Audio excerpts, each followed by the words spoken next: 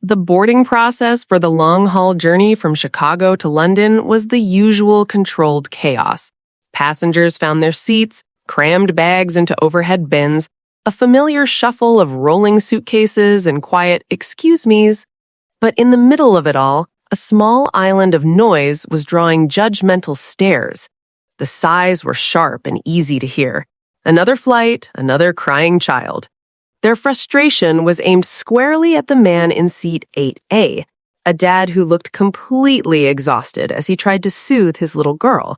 He was a tall man, but he seemed to shrink in his seat, his shoulders slumped with a weariness that looked like it went down to the bone. His hair was a mess, his flannel shirt was wrinkled, and a small, sticky-looking stain on his sleeve went completely unnoticed. His daughter, a tiny thing with wisps of blonde hair, wasn't having any of it. Her cries were sharp and pierced through the cabin's low hum. "I don't want to go, Daddy," she wailed, her little fists clenched tight. The man, Warren Hayes, just whispered to her, his voice low and gentle. He tried a stuffed elephant, its button eyes worn smooth from love. He tried pointing out the window at the busy ground crew. Nothing was working. A man in a sharp suit across the aisle, Mr. Harrington, just buried his nose deeper in his newspaper, rustling the pages to show how annoyed he was. "Can't he get his kid under control?" Harrington fumed silently, his mind already on a board meeting in London. He didn't see a person, he saw a problem, a delay to his perfectly planned trip. He had no idea that the tired man everyone was rolling their eyes at was the only one on that entire plane who could save them all. Warren could feel their glares. It was a familiar weight on his back, one he'd learned to ignore over the last 3 years, ever since his entire world had collapsed into just two people, him and his daughter, Nora. The exhaustion everyone saw was real, but it wasn't from one bad morning. It was the kind of tired that builds up over 1,000 sleepless nights and a million small sacrifices. The week before the flight had been a nightmare. Warren worked as a software engineer, and to afford this move, a last-ditch effort for a fresh start near family, he'd been pulling double shifts for months. The last few days were a blur of packing, cutting off utilities, and saying goodbye to a house full of ghosts, all while trying to manage his own grief and Nora's at the same time. For a 4-year-old, Nora understood loss in a heartbreakingly simple way. Mommy was gone, and now Daddy was taking her away from the only home she'd ever known. Her anxiety had exploded into nightmares and a new refusal to be more than an arm's length from Warren. The stain on his shirt? That was spilled juice from breakfast, a casualty of the mad gash to the airport. He hadn't even had a second to change. Behind them, a young honeymooning couple, Liam and Chloe, shot each other glances that were a mix of pity and smug satisfaction. They saw Warren's messy appearance and his daughter's tantrum as a warning, a sneak peek into a future they were happy to put off. They were wrapped up in their own love story, and Warren and Nora were just blurry, inconvenient background characters. A flight attendant named Sarah, her smile professional and practiced, stopped by. She'd seen it all before. She offered Nora a coloring book with a kindness that didn't quite reach her eyes. Her main goal was a quiet flight and an on-time departure. "She'll probably settle down once we take off," Sarah told Warren, a comment that was half reassurance, half command. Warren just nodded, too worn out to explain the tangled mess of grief and fear causing his daughter's tears. He didn't have the energy to make strangers get it. He buckled Nora in, whispering an old story his wife used to tell about a squirrel who dreamed of flying. Nora's sobs finally softened to little hiccups, her hand gripping her elephant's worn ear. As the plane finally pushed back, Warren leaned his head against the cool window. He wasn't just a tired dad. He was a man running from his past. This move was supposed to be the final step in burying the man he once was, a man of action, risk, and command. He traded a cockpit for a cubicle and a life in the clouds for a quiet existence on the ground, all for the little girl now tracing shapes on the window. The roar of the engines finally rocked Nora to sleep. She curled into him, her head tucked under his chin, and Warren felt a moment of peace. He looked down at her sleeping face, the love he felt for her so fierce it was a physical ache. He made a promise to his wife in a sterile hospital room that smelled of despair, a promise to keep Nora safe, to give her a normal life, far from the world that had once defined him. He had taken his old identity apart, piece by piece, until only Dad was left. He had buried his past not because he was ashamed, but to protect his daughter. He truly believed it was gone for good. 3 hours later, the plane was a silver speck in the vast, dark expanse of the Atlantic night. The cabin was dim and peaceful. Dinner was long over, and most passengers were either asleep or lost in the glow of their seatback screens. Nora was asleep on his lap, her weight a comforting anchor. For the first time in what felt like forever, Warren felt his own eyes getting heavy, sleep pulling at him like a gentle tide. That's when the jolt hit. It wasn't normal turbulence. It was a sudden, violent shudder that shot through the plane, rattling overhead bins and sending coffee sloshing. A collective gasp filled the cabin. The seatbelt sign didn't just chime, it blared with a sharp, demanding urgency. Nervous whispers started to spread as people woke up, their bubble of security shattered. The captain's voice crackled over the intercom, and the cabin went dead silent. "Ladies and gentlemen, this is your captain speaking." His voice was tight, trying for a calm he clearly didn't feel. "We're experiencing some unexpected atmospheric disturbances.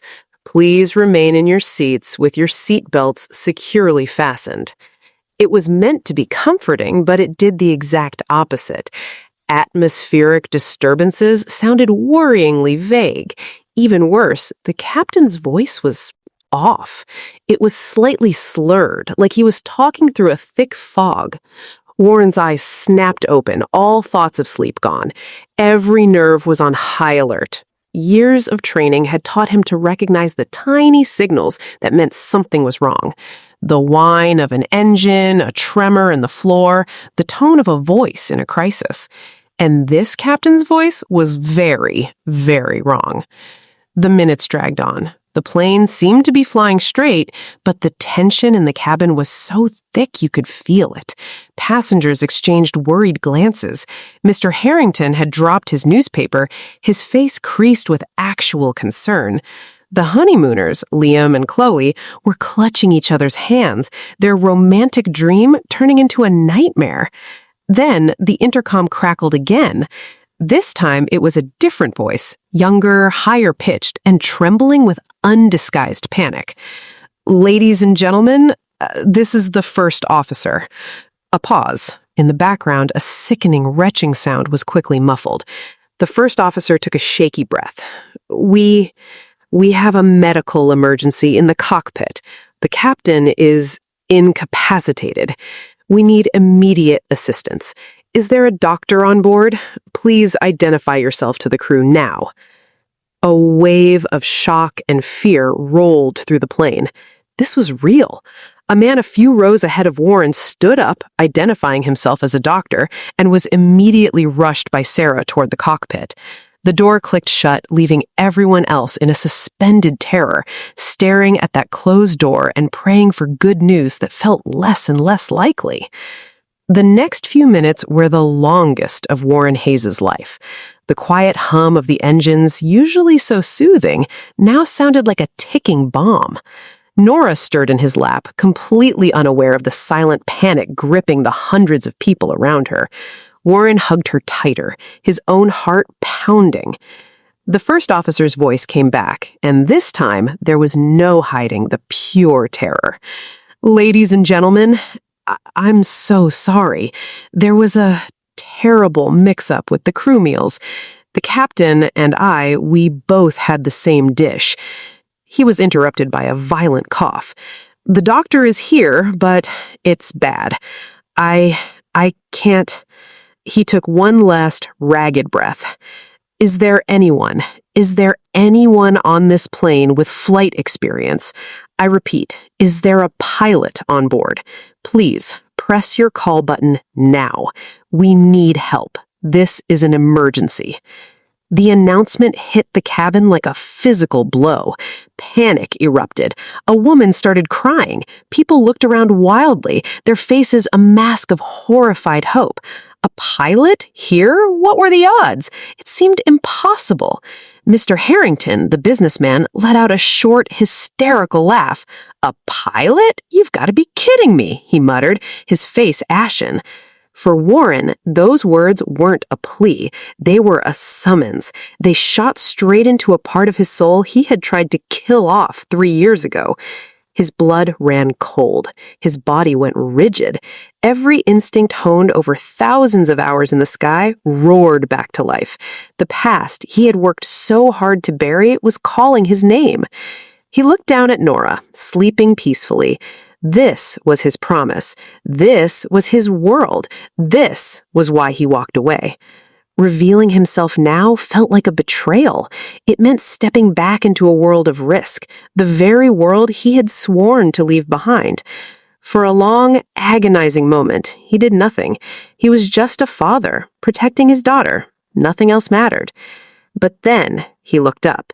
He saw the terror in the eyes of the young couple across the aisle. He saw Sarah, the flight attendant, frozen in the galley, her professional mask gone. He saw the faces of dozens of strangers, all trapped together, hurtling through the night with no one at the controls. And in that gut-wrenching moment, he realized what protecting his daughter really meant. Right now, it meant protecting everyone on this plane. Her life depended on it. Slowly, carefully, he shifted Nora's weight. He looked at the woman in the seat next to him, a stranger with wide, frightened eyes. "Please," Warren whispered, his voice thick with emotion. "Can you hold her? Just for a little while. Don't let her be scared." The woman, stunned, simply nodded and took the sleeping child into her arms. Warren stood up, his joints cracked. To everyone else, he was the same rumpled, tired dad from before, the last person you'd expect to be a hero. He reached up, his hand perfectly steady, and pressed the call button. A small blue light cut through the dark cabin. That single blue light sliced through the fear in the cabin. Sarah, the flight attendant, saw it, and her training kicked in, pushing her forward. She rushed to the row, her eyes wide with a mix of disbelief and desperate hope, as she looked at the tired dad now standing in the aisle. You pressed the button?" she whispered. "You're a pilot?" Warren didn't have time for a long story. He just gave a single, firm nod. "Warren Hayes," he said, his voice low and steady. "Former military pilot." His passengers nearby heard him. A collective gasp rippled through the plane. Military? A pilot? Mr. Harrington's jaw went slack, his earlier annoyance replaced with dumbfounded shock. He stared at Warren, really seeing him for the first time, not as a nuisance, but as a lifeline. "This way," Sarah said, leading Warren toward the cockpit. The aisle felt like a gauntlet of 100 hopeful stares. Warren walked with a purpose that seemed impossible for the man who'd been struggling with a toddler hours before. He was stepping back into his own skin. Inside the cockpit, the scene was grim. The captain was unconscious, and the first officer was on the floor, being tended to by the doctor. "Severe food poisoning," the doctor said, looking up with relief. "They can't fly this plane." Warren didn't waste a second. He slid into the captain's seat, the Warren leather feeling strangely familiar. The dashboard was a dizzying array of glass screens, a far cry from the jets he used to fly. But the basic principles of flight are universal, a language he had never forgotten. He put on the headset, shutting out the chaos. He took one deep, steadying breath and keyed the mic. "Mayday, mayday, mayday. Civilian pilot on the flight deck. Both airline pilots are incapacitated. Repeat, both pilots are incapacitated. We require immediate assistance and diversion." After a beat of stunned silence, a calm voice from Oceanic Control came back. "We copy your mayday. What is your flight experience, sir?" "Former military," Warren replied, his eyes scanning the displays. "Thousands of hours. I'm not certified on this aircraft, so I'm going to need you to talk me through it. What's the nearest suitable runway?" Roger that. Stand by. The nearest major runway is Shannon, Ireland. We're clearing a path for you now. Let's get you home. For the next hour, Warren wasn't a dad or a software engineer. He was a commander. The cockpit was his world. He and the air traffic controller in Shannon fell into a steady rhythm of numbers, headings, and procedures. He was a quick study, his military discipline helping him absorb the flood of information. In the cabin, the passengers sat in awed silence as the flight attendants gave calm, confident updates, reflecting the quiet authority that was now in control. The descent toward the Irish coast was tense. Warren's hands moved with practiced confidence, flying on instinct. "Shannon, on final approach," he said into the mic. "Gear down." The passengers felt the heavy clunk of the landing gear locking into place. Through the clouds, they could see the runway lights, two perfect lines guiding them in. The plane descended smoothly. Warren's focus was absolute. He felt the aircraft settle, flared the nose just so, and then a firm but gentle touchdown. The roar of the reverse thrusters pushed everyone forward in their seats as the massive plane slowed to a perfect stop, surrounded by flashing lights from the waiting emergency vehicles. For a moment, there was complete silence. Then, a single collective sigh of relief washed through the plane. No one cheered. The moment was too heavy for that. It was a silent, shared miracle. Emergency crews boarded and took the pilots off on stretchers. Finally, the cockpit door opened and Warren emerged. He looked 10 years older, the adrenaline gone, leaving only a profound exhaustion. But as he walked back into the cabin, the aisle was clear. Everyone was watching him. Mr. Harrington, the man who had sighed with disgust, was on his feet. He just looked at Warren, his face a mixture of shame and awe, and gave a slow, deliberate nod of respect. Warren just nodded back, too drained to speak, and made his way to seat 8A. Nora was just starting to wake up. "Daddy, are we there yet?" she asked, her voice sleepy. Warren collapsed into a seat and pulled her into a fierce, trembling hug. He buried his face in her hair, breathing in the familiar, comforting scent of his daughter. In that moment, he wasn't a hero or a pilot. He was just a father, holding his entire world in his arms. "Almost, sweetheart," he whispered. "We're almost there. We're safe now." The man everyone had dismissed as just another struggling dad was the one who mattered most. His rumpled clothes and his daughter's cries weren't signs of failure, but symbols of what he truly cared about. He wasn't a hero because he could fly a plane. He was a hero because even when the world needed a pilot, he never forgot he was a father first. He was a hero because he knew what was truly worth fighting for. This story is a powerful reminder that you never know the battles someone is fighting or the hidden strengths they carry. The quietest people often have the loudest pasts, and heroes are rarely the ones looking for a spotlight. They're the ones who show up when they're needed most.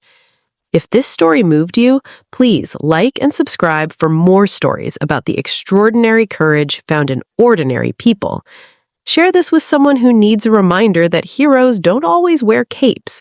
Sometimes they wear rumpled flannel shirts and carry the weight of the world on their shoulders, all for the love of a child.